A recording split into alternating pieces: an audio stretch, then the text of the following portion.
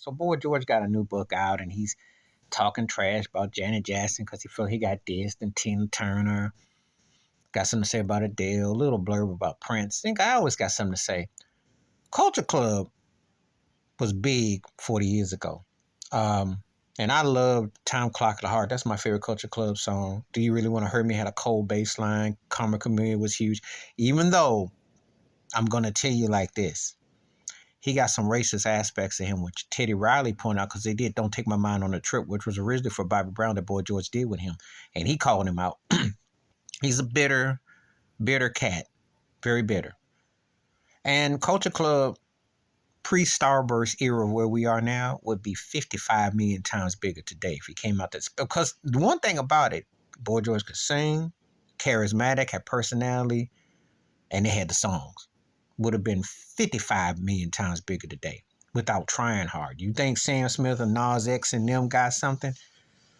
They got nothing on what Boy George would have been like today. And Gaga too. You could roll them up. Didn't have the songs and didn't have that thing for that window.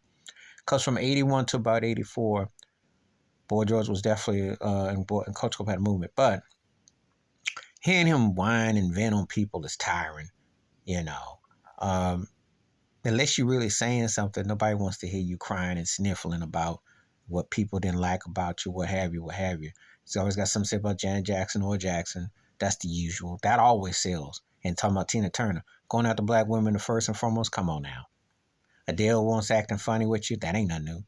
You know, the Prince thing was about over food or some mess in Paris and Cabaret or something. He was feeding his ex-wife Maite. I mean, you want to hear that people snubbed you and said you were whack. Won't he talk about how he got up on the Showtime of the Apollo in '85 when Bill Cosby hosted it, and he did the Broken Hearted, and he tried to sing with Luther Vandross, and Luther lit his behind up. It's on these YouTube streets. You can look at the video. Luther ate his behind up.